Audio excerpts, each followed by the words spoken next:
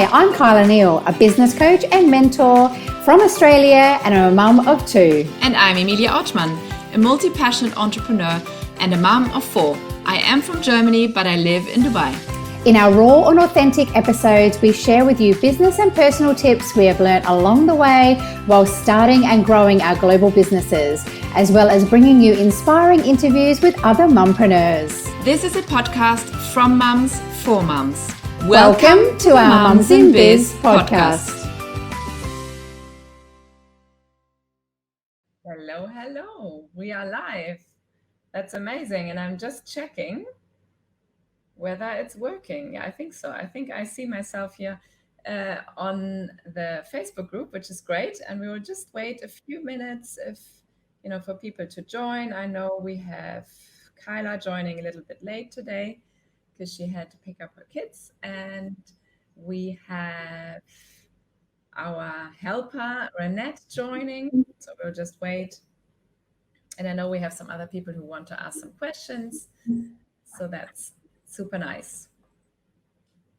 But just in case you're watching the replay, you can, this is our third live recording in the Mums and Biz Facebook group, which is amazing and always super exciting at the same time, because the very first time the technology didn't work for like 20 minutes, and it got me super nervous the second time, and also this time, but it seems to work, which is great. I'm just checking now because I can't, if you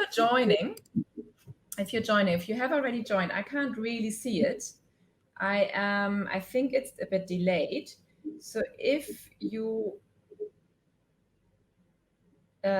sorry, I'm just checking here on the phone. If you have joined, post in the comments that you're here and where you're from and where you're watching from and so on. And and also a little bit of housekeeping. So if you want to post in the comments, we won't be able to see your name. So if you want us to see your name, you need to use this link here, streamyard.com/Facebook, and allow StreamYard to show your Facebook name for us. So just give it a try, because I can see there are some people watching. And it would be nice to just see if it works.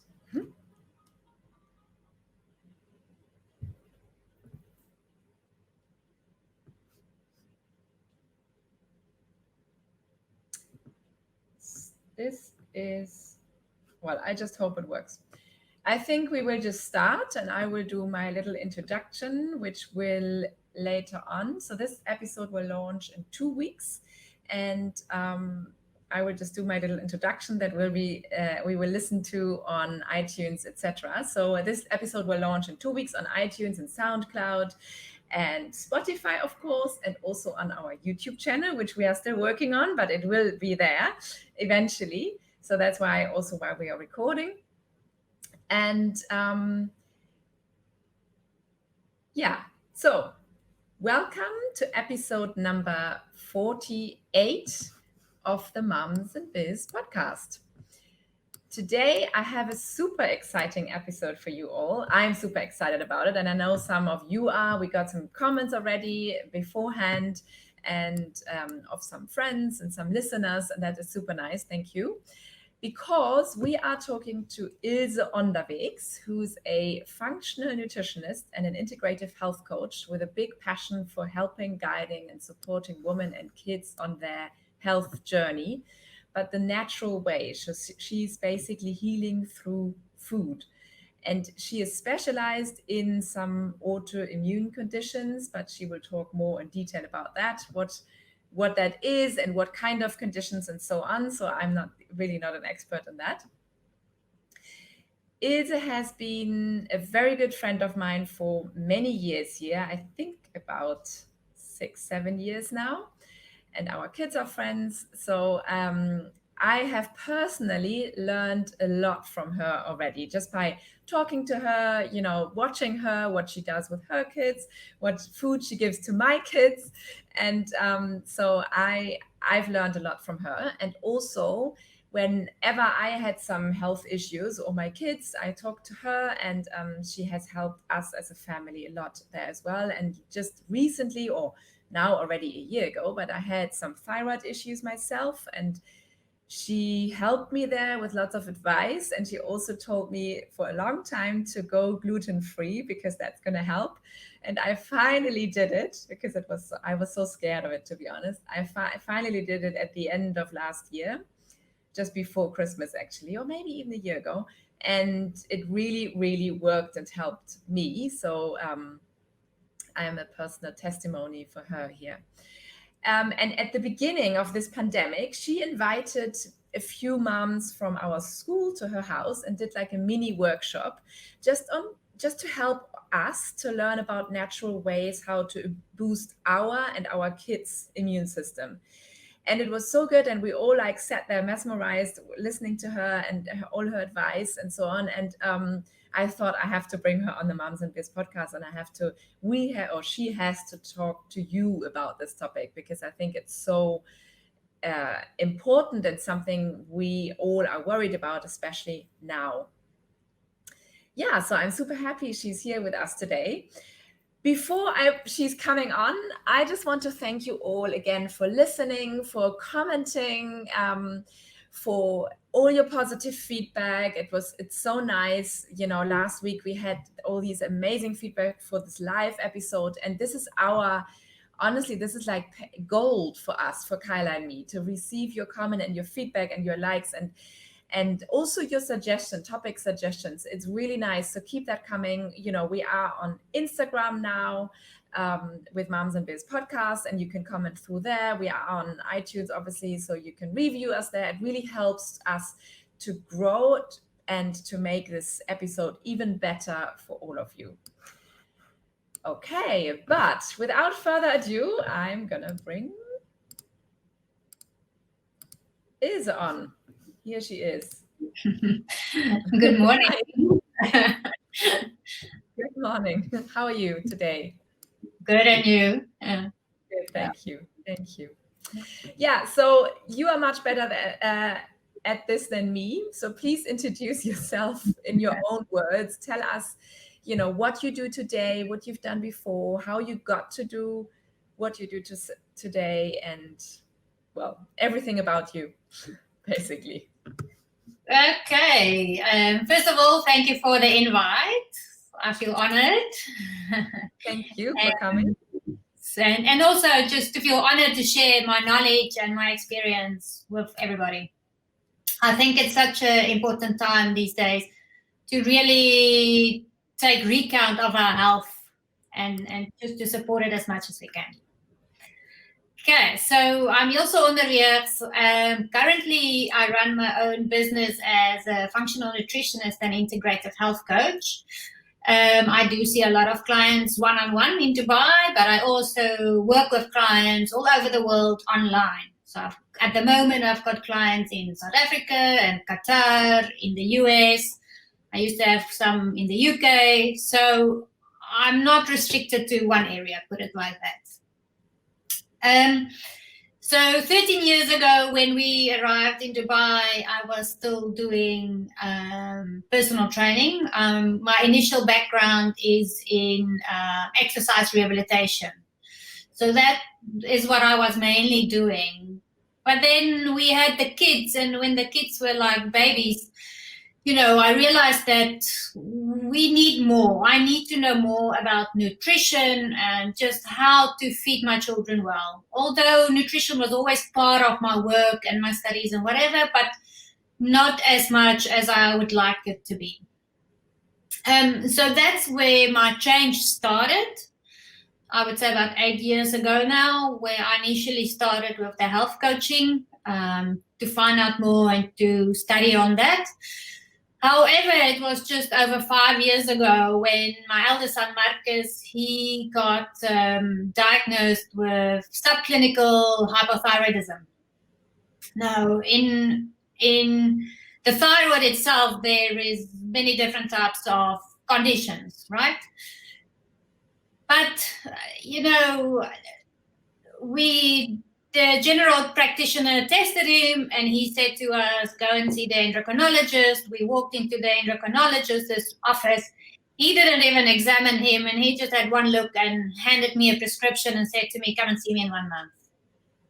And I did not like that approach at all. I'm not a fan of medications unless it's really needed, but I just didn't like that approach.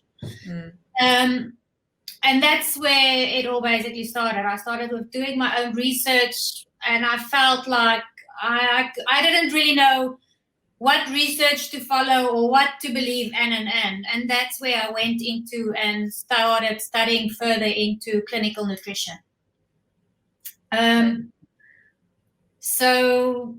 But about, 2017, so about 3 years ago, he developed an autoimmune condition, at that time, very rare autoimmune condition called vitiligo. It's where your immune system attacks your pigmentation and then breaks that down. And again, I found myself in the situation of what to do. I went to dermatologists. They all said to me, sorry, there's nothing we can do. But in my heart and in my gut instinct, I knew there was something that I could do. And that led me on the path of functional medicine, where I got certified into functional medicine and to become a functional medicine practitioner, but with the approach on nutrition and with food. And to make a long story short, my youngest son was then 18 months ago diagnosed with vitiligo. Same story, the doctor's telling me, sorry, there's nothing we can do. Well, today I can tell you there is something that you can do. Okay, so we are defeating all the odds, basically showing the doctors through the repigmentation what's happening with them, that food is medicine and it's all possible to heal yourself in a natural way with food. That's amazing. It really is amazing. And I mean, I know your boys, so I know how it's becoming better, which is really, truly amazing. Yeah. But for us, for the, how do you say that in English? For the people who don't really know what functional medicine is, what is it really? Okay, so in medicine, we get the conventional approach where you would go to your GP, or your GP will refer you on to the dermatologist if you've got a skin condition, or they will refer you on to the endocrinologist or the rheumatologist. So we get all these specialized doctors in conventional medicine. But in functional medicine, we look at the body as a whole and not just as one piece or just pieces. We look at the whole body and how the systems are interconnected and how the systems work together. So in functional medicine also, we always check at going back and trying to find out what is the root cause of your problems. There's thousands of years ago, we call it the functional medicine doctor Hippocrates, and he used to say, all disease begins in the gut. He also said, use food as medicine. And that's where, myself and with many other health functional medicine practitioners start. We always start and look at how's your gut health doing and what has caused the issues in your gut to actually create your health issues. But how do you find that out? I mean, you can't really look inside of us and into the gut. So it depends. We do a lot of testing, so a lot of functional testing we can do for you. So when I work with clients with a gut issue or an autoimmune condition, I often recommend them to do a comprehensive stool analysis, which I can order for you, or if you're not in my area or, in this side of the world, we can arrange to get that done for you. So a comprehensive stool analysis will give us a good idea as to what's going on in your gut. However, with a lot of the functional medicine or diagnostic tests, it can get expensive. And a lot of people can't afford that. So then what I would suggest people do is certain blood tests, like a complete blood count I can get a lot of information from. But together with this testing, I've got a comprehensive health history form that I ask clients to complete. Okay. I need to know your health history from the day you were born, basically, right up to the age of your 40 plus, or 50s, or how old you might be. Thank you, yeah. So, it's 20 pages. I do ask a lot of detail. I ask a lot of detail regarding your gut, your stool, your sleep, your lifestyle, your food. And from that, I can pick up a lot of specific signs and symptoms as to where we should be going and as to where we might need to lead for more specific testing. Yeah. And so I'm still wondering. So let's say you have a skin issue, or acne or something. I don't know. But maybe you can tell us a bit more what kind of issues people have that come to you. But let's take your son. So how is your gut related? How does it work together? I mean, I know the whole body works as a whole, but still, why are you so specialized in the gut? Okay, so 70 to 80% of our immune system sits in our gut. Our immune system plays a role not only to defend ourselves from viruses and pathogens and bacteria, but it also protects us from food intolerances and environmental toxins. It's all over our body, our immune system. Now, you do get something called the gut-skin axis. You get something called the gut-brain axis. You get something called the gut-joint axis. So with research in the last few years, they found that there's a lot of links and connections between the gut and the skin, the gut and the brain, and so forth. And I think it's a matter of your genetics or your weak genetics, if we would call it that, to say that you might end up with a skin condition or whatever. That's sometimes hard to predict unless you do some DNA testing. Okay. Yeah. Annie, one of our listeners or watchers, says your gut health is connected to your mental health. So healthy food is fundamental for your body and your brain. Living by that. So that's great that she's already living by that. Yeah. Yeah. And Kyla says, yes, love it. But I think that was earlier for the story about your kids. But let's go back to why do, give us some examples. Why do parents or women or men, I mean, anybody, why do your patients come to you? What kind of issues do they have? Okay, so I see a lot of people with gut-related issues. Okay, so their main reason why they come and see me is that they've been to 1 or 2 or 3 or sometimes 4, 5, 6 doctors, and the doctors are just doing test on test on test, colonoscopy tests, handing medications, you know it, and they don't get better. They just don't get better. They don't feel better. And then through word of mouth, they hear what I'm doing, and then they're keen to change their lifestyle through food. So that's most of the cases that people are fed up with some of the doctors because they don't get the results with the doctors, and they feel they're not being treated and listened to.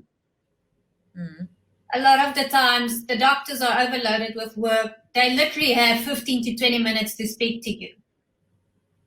And you? How much time do you? I mean, I don't know, because for me it's a bit different. So with me, my initial consultations last sometimes an hour, and sometimes we get so hooked up in it, it might last over an hour. Okay. So it's really finding out, getting your whole health history, finding out what it is, your problems, So yeah, I would say about 80% of my clients have gut issues. And then the other majority people that I see has got autoimmune conditions. Lots of women that's being diagnosed with Hashimoto's. Thyroid issues, right? Yeah, thyroid-related issues. Clients, I've got some clients with arthritis, multiple sclerosis. And often it's not a case of curing these conditions, but it's for people to help people to reduce the symptoms, to carry on with a normal day, and to be able to be pain-free. Okay. Because without autoimmunity is complex, and with autoimmunity, once you set up or trigger that immune response, it's very hard to turn it down. But it's a matter of supporting the immune system correctly so that you can decrease the symptoms. Okay. Yeah. So you mentioned immune system now many times. So let's talk about this big topic of today, the immune system, and how can we boost it in a more natural way? Like, even if we are healthy and we think we are totally healthy, now everybody is more scared that they used to be. But in general, I mean, here and, in my home country, the winter is coming up, and so there's other things apart from Corona. I mean, there's the normal flu, and just the winter is coming. So people are prone to get more sick and so on. So what can we all do, and what can our family do and the kids do to boost that immune system? So first of all, I don't like to say let's boost the immune system, okay? because again, if you've got an autoimmune condition, you don't want to boost your immune system because your immune system is already on a high level or high. So I'd rather let's support the immune system, okay? And there's many things that we can do to support the immune system.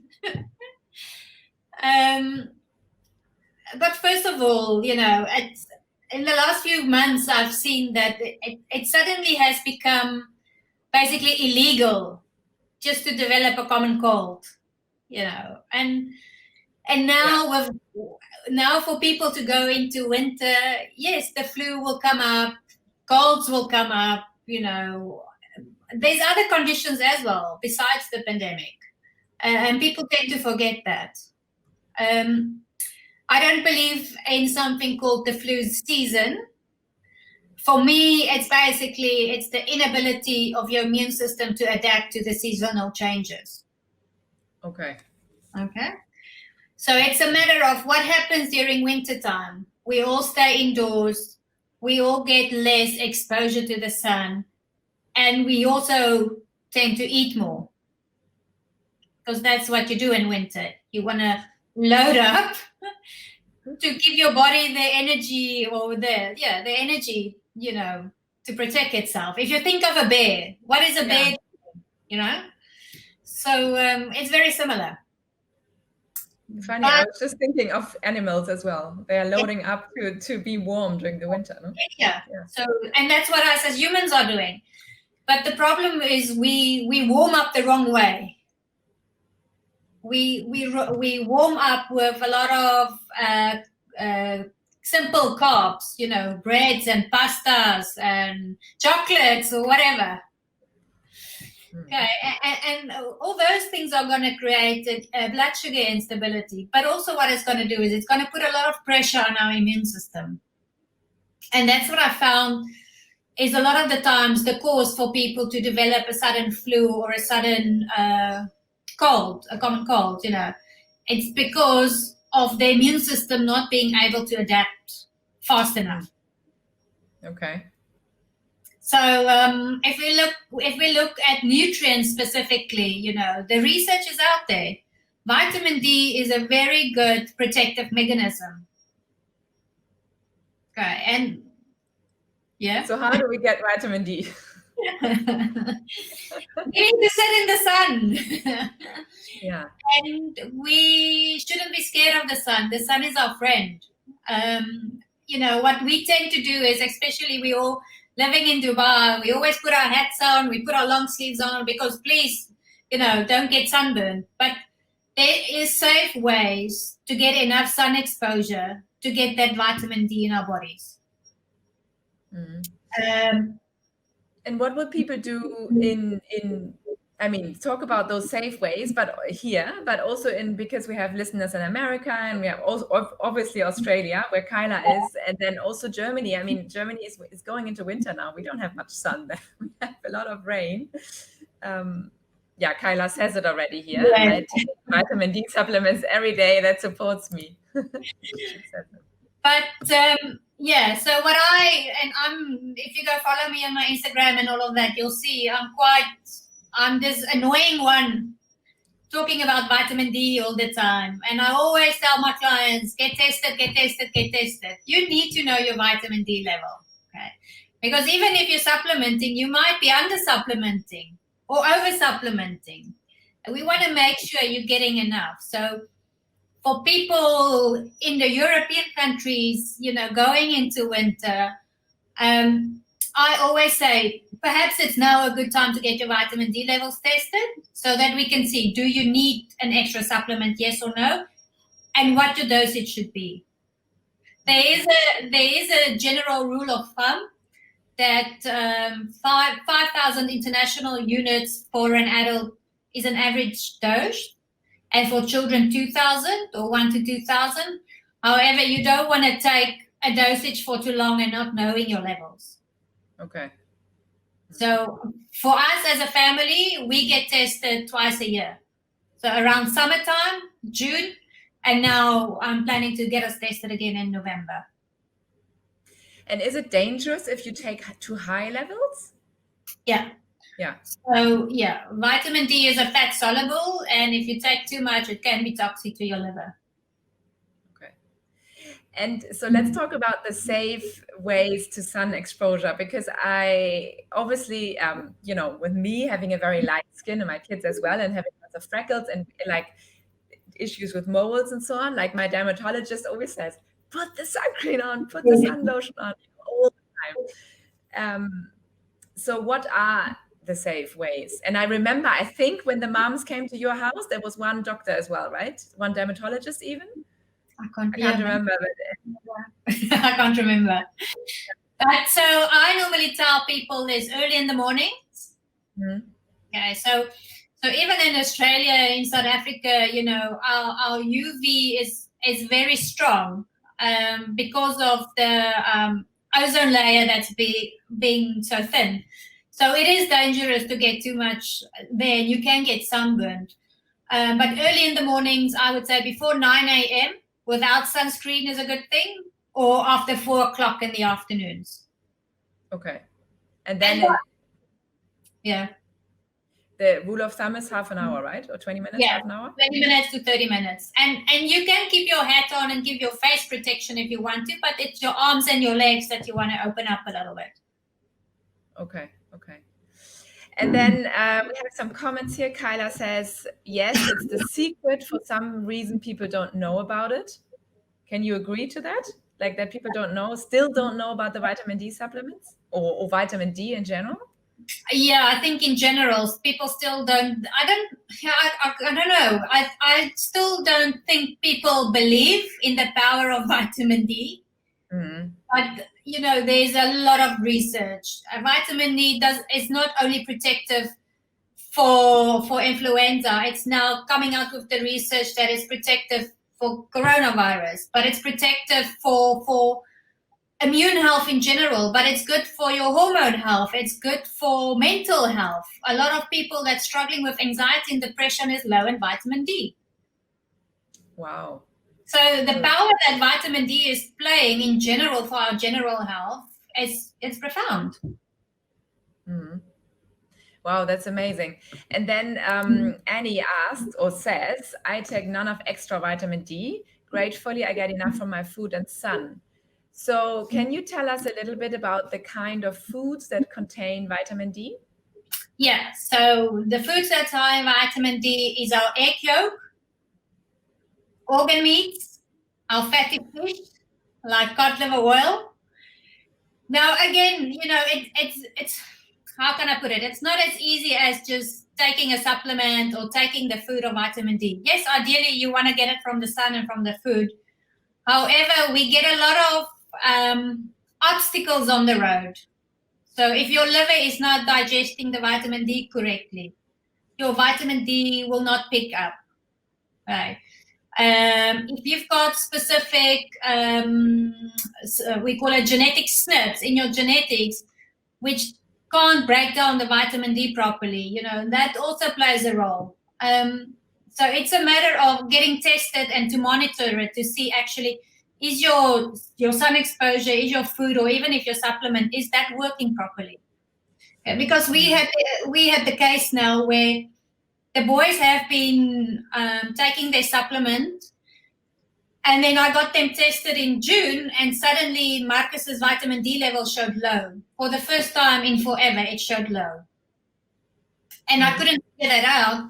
But once we delved in a little bit deeper, I picked up that his liver was a little bit blocked and his liver was not using the vitamin D appropriately as it should. Wow. So what did you do then? So we are supporting his liver and bowel secretion better. Okay, it's complicated. Okay. And the other thing is, I know he's got the genetic SNP that struggles with the vitamin D metabolism. Okay, so in order for a normal human to find out about that, basically you're saying we have to get tested, right? Once a year at least. At least if once. Not twice a year, and to see if they're absorbed. And if they are not absorbed properly, then to see someone like you. Yeah, right. And then it's a matter of investigating to find out why aren't you absorbing the vitamin D from the sun, the food, the supplement. But it's a really good start to start off just by getting tested. I know you will. Let's talk a little bit about the other vitamins that we need. I mean, we always take vitamin C whenever we have like a tiny sign of a cold, for example, like really high dosages. But I know that you mentioned some other ones as well. Yeah, so vitamin C is still one of our major antioxidants to help our immune system. I always tell people it's our first line of defense in our army. However, vitamin C is water soluble, so you need to get vitamin C daily into your diet, first of all, of course, and then in cases where you do feel a common cold or something come up, then it's good to add a little bit of extra vitamin C. Okay. However, there are some key players lately that's coming more to the front, and that's things like zinc. Zinc plays a big role in our immune health as well. The research is coming out now as well that it will help support prevention of corona. And then the other one that's shortly behind zinc is something called quercetin. What? Quercetin. Q-U-E. Yeah, Q-U-E. Yeah. R-E-T-I-N. Quercetin. Okay. Yeah, that's new. That's totally new for me.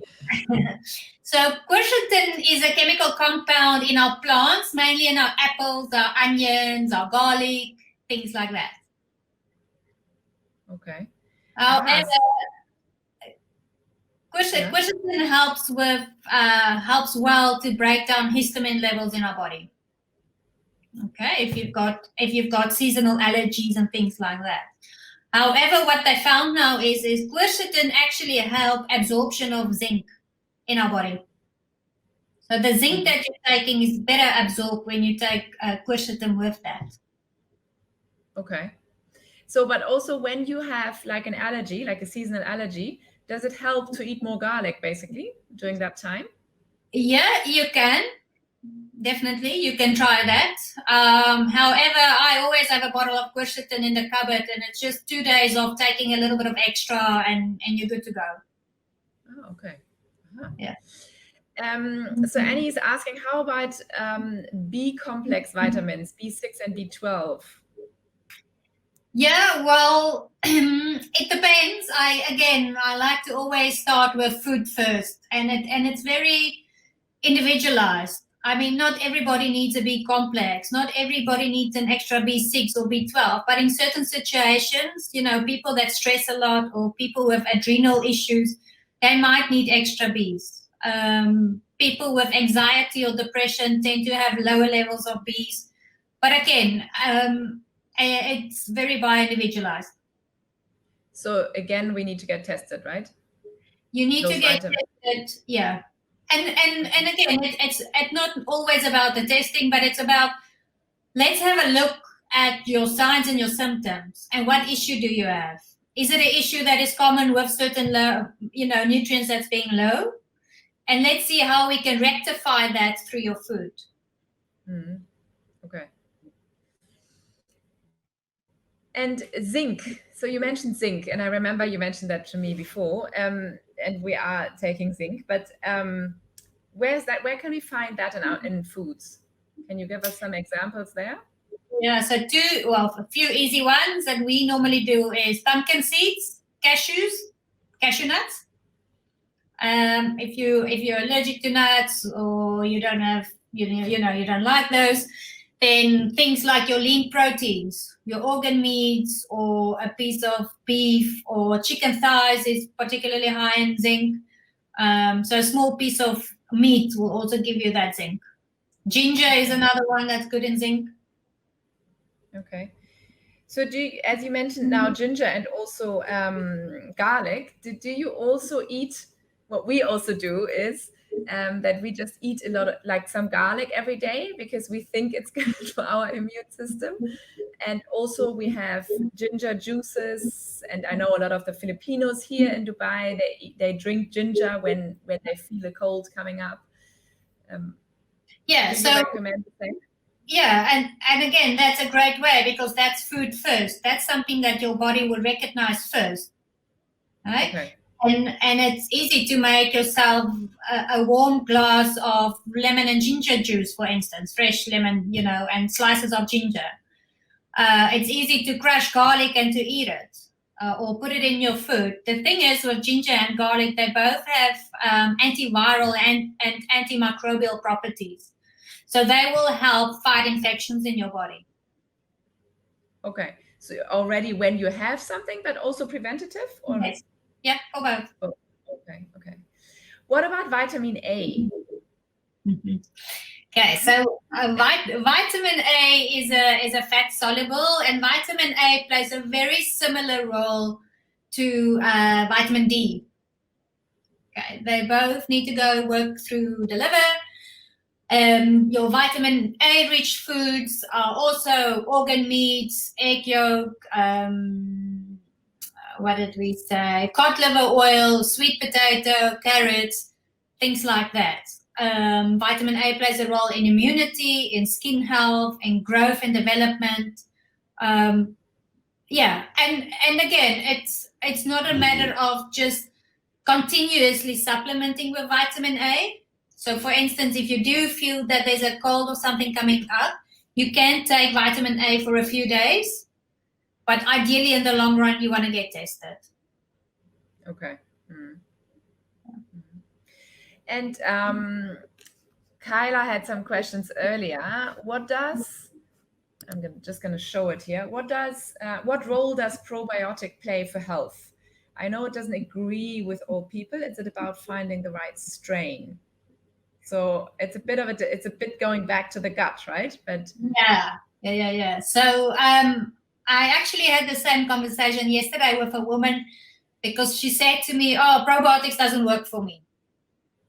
I said, "Well, that's hard to believe because the problem is when it comes to probiotics, it's again very much bio-individualized, and it gets complicated. So we get in your probiotics, you get different strains. So the common strains are lactobacillus, bifidobacteria. Those are your two common probiotics or bacteria, your good gut bacteria. But then you also get something called Saccharomyces boulardii, and you get your spore-based bacteria, so it's Bacillus. And in those categories, there's more. So you get, for instance, Lactobacillus ramosus, and you get Lactobacillus plantaris. Now, each of those strains, again, play a specific role in our gut and is very much specific to certain health conditions. Okay. So, for instance, there's enough research showing that Lactobacillus ramosus is really good for immune health, but also really good for for skin health. Okay, that's complicated. Yeah, it gets complicated. So again, it's not a matter of just taking a probiotic. I really sit down with people and we figure out which probiotic will be the best for you, and if you do need a probiotic. And would you also agree that whenever like me or my kids have to take antibiotics, the doctor afterwards prescribes us probiotics now to repair the gut again? Yeah, but a lot of the times what happens is the quality of the probiotics that the doctors prescribe is not strong enough or not good enough, what we see.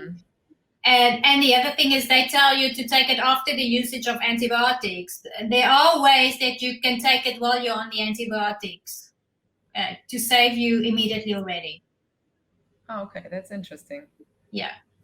Okay. However, there's a downfall with our common probiotics like the lactobacillus and the bifidobacteria. A lot of them cannot resist the acidity of the stomach, and we need our probiotics in our large intestine. So by the time it reaches our large intestine, half of them are dead. Half of the probiotics is dead. So if you, for instance, take a probiotic that says 50 billion, you might be getting only 10 billion. You know, it depends. I can't really tell you, but it gets complicated again. So then I normally tell people to look into the spore-based probiotics. So the spore-based probiotics is the Bacillus strains, and they are resistant to the acidity in the stomach. Okay. And they can actually reach your large intestine, and then they can create or develop, or whatever you want to call it, the other strains. If you feed your body well again, because we need a lot of variety of fruits and vegetables to feed these gut bacteria. Okay. That's actually another one of my questions. So we need you mentioned it yourself now. We need a lot of variety, and our kids need a lot of variety. So what do you say the variety is? I mean, I always say there needs to be something green on everybody's plate in our house, but what is the variety that we need? What do we need to look out for that we have on our plates? And then another question, how can we get our kids to eat it? Send them to me. I know you're specialized in I know you're specialized in making all these smoothies and all these like fudges and interesting things for the kids to actually eat the kind of thing. So pumpkin seeds, I mean, give my kids some pumpkin seeds and they would be like, whoa, no. Yeah. So how do you get all these things into your kids or to other people's kids? I think the older they've become, the easier it has become. But the main thing that I normally tell people is start them young. Right? From the age of 2 years old, most children should be able to eat anything that the family is eating. Just obviously in smaller portions and, you know, maybe a little bit more chopped up or whatever. But in general, from the age of 2, a 2-year-old should be eating what the family is eating. There's never been in our house kids' meals and adults' meals. There was a meal, and everybody ate what was given. So that's the first thing. And then, the second thing is I always say, I always try to have 50 to 60% of my plate with vegetables. And again, a variety, like you say, we want greens and you want yellow and orange and red and purple. So if, pick the colors of the rainbow. Today you might do green and white, and tomorrow red and orange. And so play around with the colors and making sure they get the colors. But then it's also a matter of making sure kids get a variety of raw and cooked vegetables, because there's benefits in both as well. So even two of my kids love carrot sticks raw and the other one love them cooked. So I give two of them raw and the other two get them cooked. So, but it should be both, yeah? Ideally. All of them should get both cooked and raw. Yeah, ideally, because the enzymes are different in both. Because if you're going to cook some of your vegetables, some of these enzymes will die. But again, it's very much, if you look in general with the general children, they need to have raw and cooked vegetables. Us as well, right? Not only the kids. Us as well. But then if I look further into gut issues or gut-related issues, a lot of times raw vegetables can be an issue for a lot of adults with gut-related issues, and then we suggest only cooked. Okay. Wow. Okay. So if you lack specific digestive enzymes to help break down that raw vegetables, it can be very painful for your gut and hard to digest that. Mm. Yeah. So it comes back down to individuality again. Okay. And what about smoothies? I know you do a lot of smoothies and juices as well. So what about that? Is that in addition or is that off? Yeah, I mean, depends who's listening and depends who you're asking, right? Because a lot of people will say, smoothies are too high in sugar. Don't do juices, blah, blah, blah. So when we juice, I normally look at my juice as extra nutrients rather than extra fiber. And it's an add-on and it's not a replacement. Okay. So the boys will have a juice with their lunch or with their dinner. But just to clarify, a juice that you made, right? Not something that you buy. Right. It's made and it's being drink immediately. Because if you're going to leave it, it's also going to half of your nutrients will be destroyed within half an hour because of the oxidative reaction. So it's No, I'm just making this face because I sometimes do, I still sometimes do the celery juice challenge.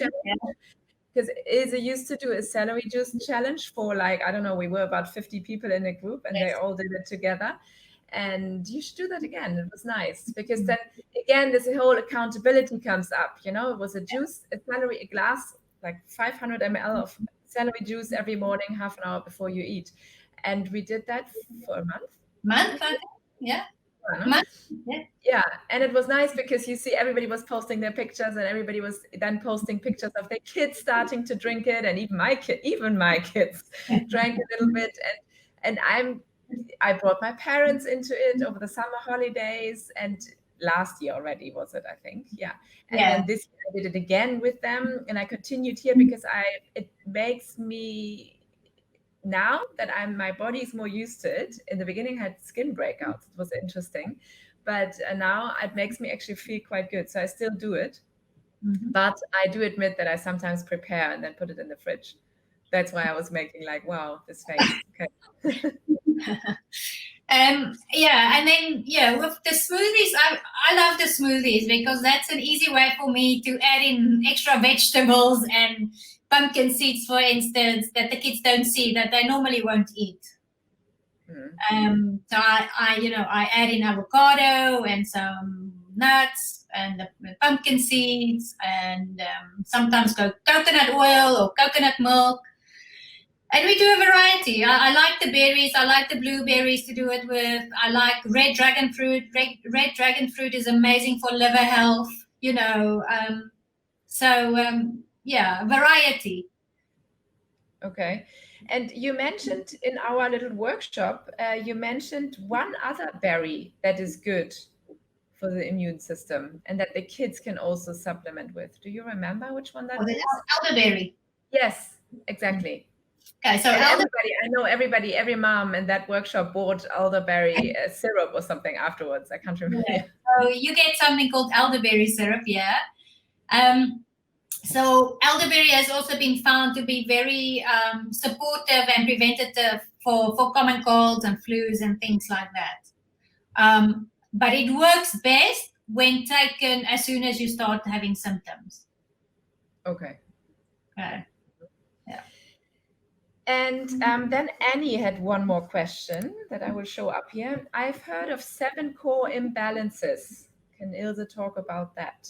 Do you know what she means? Not really, but I'm assuming it's the imbalance of the gut, the liver not functioning well, perhaps the kidneys, the skin, the brain. 2 more. Hormonal, maybe. It could all be that. The other thing is, as soon as people develop an imbalance in the gut and start with one issue, if that issue is not addressed, obviously the system will start failing at other areas as well. Okay. Okay. And then we had one other question is it a question? Let me just see. I've had lupus for 10 years, constantly on the search for to live healthier through diet, exercise. Stress is a huge trigger point for me, so I'm aware I'm not on medication for my autoimmune. Yeah, high five. That's great, no? Yes. Yeah, I love it. Yeah. I've got another Instagram follower. I've met her actually a few months ago, and she's also not on medication for lupus. The main thing is with lupus that we've seen is to remove all grains and legumes. A lot of the time it's been really helpful for a lot of people because that could be a major irritant. Wow, that's interesting because legumes are important for your greens again, no? No, not necessarily. No. Okay. No. And then she mentions it here. She says stress. And obviously, that's another topic that I wanted to talk about with you. I think because of the pandemic now, there's so much more anxiety showing up. People are so much more stressed about a lot of things, about obviously money issues, and obviously there's everybody's scared of this virus and don't know what's going on. And then, but also issues like people can't fly home and see their families. I mean, you are the best example. You haven't been home since the beginning of the year, I think. You haven't seen your whole family for such a long time, and so many things have happened. And I was lucky to go home over the summer, but I was really worried as well that we couldn't go. And I know we have listeners from Singapore who can't go, it's like really strict over there. So, and I mean, it shows up in your sleep and you can't sleep properly anymore. And then, people are losing their jobs, and there's so many stress things that are going on in the world right now. So how can you help with that? What would you say? Well, first of all, I will tell people to not listen to the media, put the news off. Yeah. I've seen it myself. If I read too much, if I listen too much, anxiety builds up. Totally. As soon as I put it off for a few days and I exercise, I do my deep breathing, I do my adult coloring, I'm fine. I'm totally fine. So that I would say is the number one thing. People should stop listening to the news. It's very much fear-driven, and we can't live like that. I'm sorry. Because that fear is going to kill you at the end of the day. Yeah, as soon as we stress, our immune system breaks down. And if you're going to... It's all connected. So if you're going to develop chronic stress, your immune system stays down, you're going to get sick. It's the ideal situation. So I tell people, try to manage your stress as much as you can. Yes, it's stressful losing your job and not seeing your family, but try to manage the things that you can control. You can control your thoughts. You can control what you're hearing and listening to. You can control being outside in the sun, going for a walk, deep breathing, those things will boost your immune system or support it then, but yeah, the media is a big fear player. And Kyla says that's why I don't have a TV in the house. Yeah, Yay. I have a TV, but I don't watch it. Yeah. We all are worried, when can we fly again and when can we see our family? But like I said, it's take it day by day, support your immune system as much as you can by reducing that stress. And I think it's also other people's opinions and the WhatsApp messages, and there's so much. So when it all started, I've said it before, I think on the podcast, that I switched off the notifications for my WhatsApp.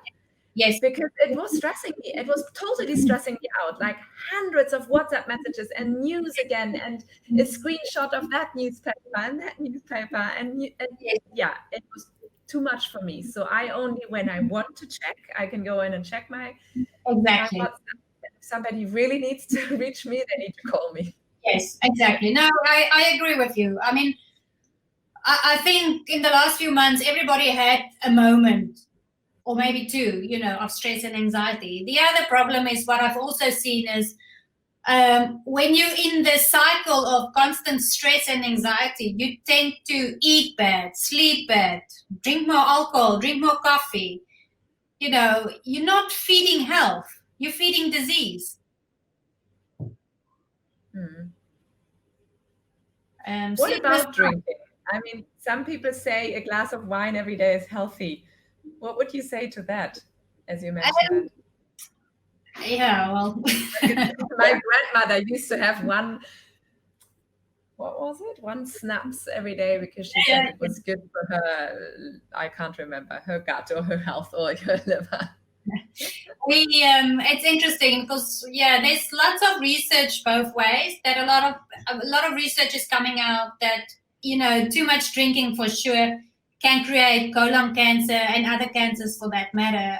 But then there, on the positive side, there is 1 glass of whiskey or red wine is good for your health. I think it's all about the moderation at the end of the day.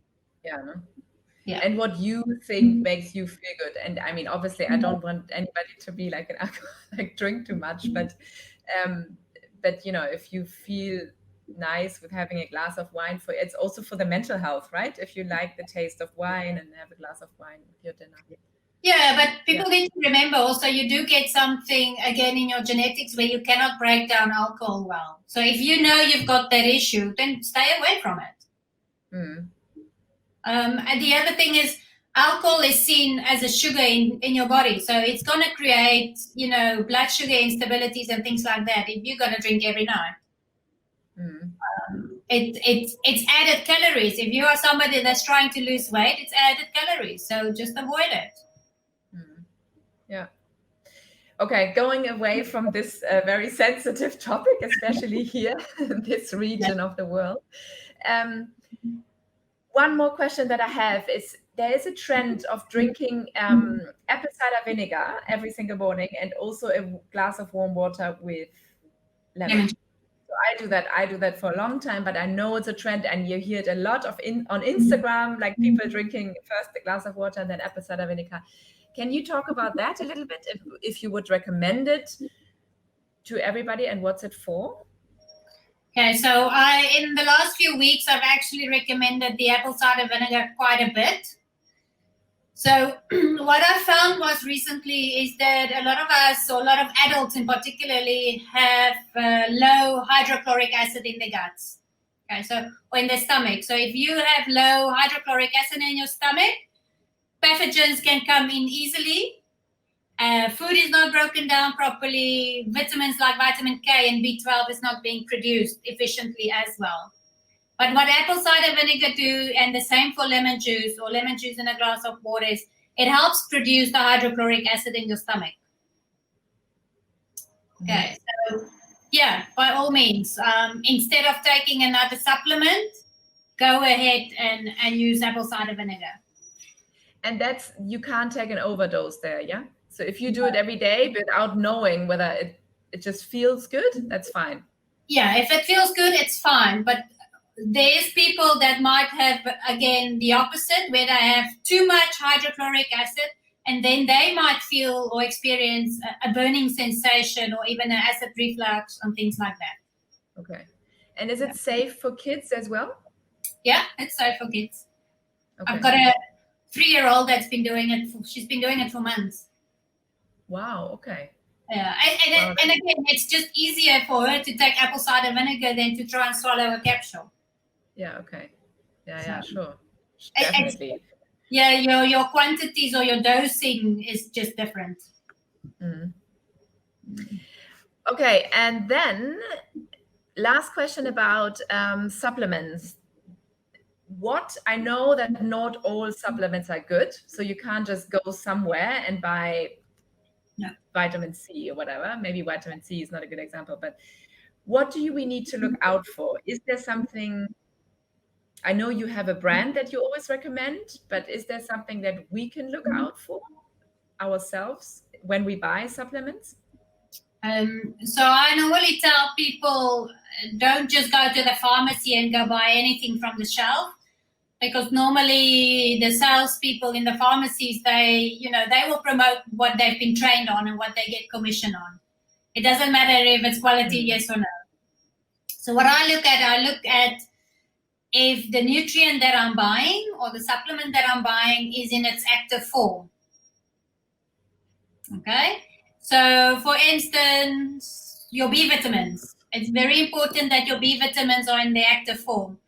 So, it's cheaper for supplement companies to make a synthetic form of the B vitamins, for instance, because synthetic forms are made in the laboratory, but your organic or your active forms is from your food. However, our body recognizes the active forms much better than the synthetic forms. So I always tell people, go and have a look and see if it states that it's active form or not active form. If it doesn't state it's in the active form, it's probably not. Okay. So that's the first thing. And then the second thing is that I'm looking at added fillers and add-ons that's in the product. You don't want anti-caking agents and I don't know whatever in it. And what is the brand's name that you always recommend? And I know that's available in the whole world, right? They ship. Yeah. So the brand I use is Seeking Health. Okay. And we will put that in the show notes as well. And they ship worldwide, and you can put down my discount code for October if you want to as well. I've got a discount code for clients. And that is what? What is the code? It's capital ICO October 10, all capitals. Okay. So great. Yeah, I will put that in the show notes as well. Yeah, okay. It's got the company, I like the company because it's got a really good foundation. Their whole goal and initiative is really pure and clean, and it's about health. They get all their supplements third-party tested, so they make sure the quality that's going out is also optimal. Okay. Okay, yeah. And what do you say, like somebody mentioned here, meditation. I also love meditation. Kyla loves it. Annie obviously likes it. Is that also something that you could recommend or that you do? I don't know, actually. No, I don't do it, but I do recommend it. What I often recommend is, and people always laugh at me, but it works. It's the deep breathing. I often recommend deep breathing. Especially when you are in stressful times and anxiety or you don't sleep well. I said, sit in your bed before you go to bed, sit up straight, 1 or 2 minutes, 3 seconds, deep breath in, hold it, deep breath out. Yeah. And as simple as it is, it works. It works really well. Yeah, I actually say that to people. I mean, I just say when somebody's stressed, I sake, go and breathe, go outside, go for a walk and breathe. Because I had someone come to me as well and said, I need money, I need some help, and I need money for my supplements and so on. I was like, what supplement? I mean, I'm not an expert. I still ask her what supplements, because obviously she wanted my money. So I was like, go first, try and go for a walk, do some yoga and breathe. And then we will find a solution. Yeah, and often getting outside, walking, breathing, getting sun exposure, it's much more valuable than a supplement. Yeah, great. Thank you so much, Ilse. This was an amazing session. I hope it helped all our listeners. If you have some more questions, post them here now. Maybe we are over the 1 hour already, but we can have, I'm sure Ilse is happy to answer them. Otherwise, where can everybody find you? Where can they ask you questions? Where do you have, I know you have lots of extra information on your Instagram, but. Yeah, so 2 places mainly is my website, is icohealthyliving.com, and alternatively my Instagram is the same, ICO Healthy Living. Okay. Yeah, without the .com that I'm showing here. Yeah, so ICO. And ICO stands for your name, by the way. That's my name. It's Ilse Onderweegs. Yes. Yeah. But you can read the story on my website. Yeah, and you also have some meal plans on the website, right? Yeah, there's some meal plans, and like I said earlier, before we got on, I'm working on getting something new out as well. Mm-hmm. And you have some lunch boxes, right? Lunchbox ideas there, so that's good. Lunchbox ideas. My my recipes are all gluten and dairy free mainly. Okay. And obviously you're working on more paleo free things as well, because your kids are on paleo. You have that on Instagram a lot as well. Yes. Yeah. So there's always ideas. And you have a lot of blog posts, I know that, about very interesting topics. So if you want to educate yourself further, go to Ilse's website.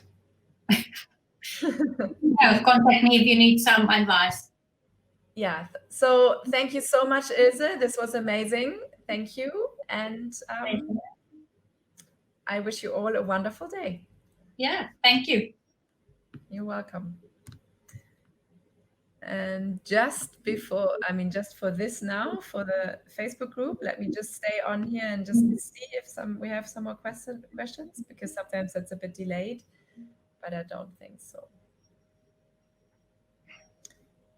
Kyla says alkalizing the stomach pH level. Did we miss that? No. No, you don't want to alkalize the stomach.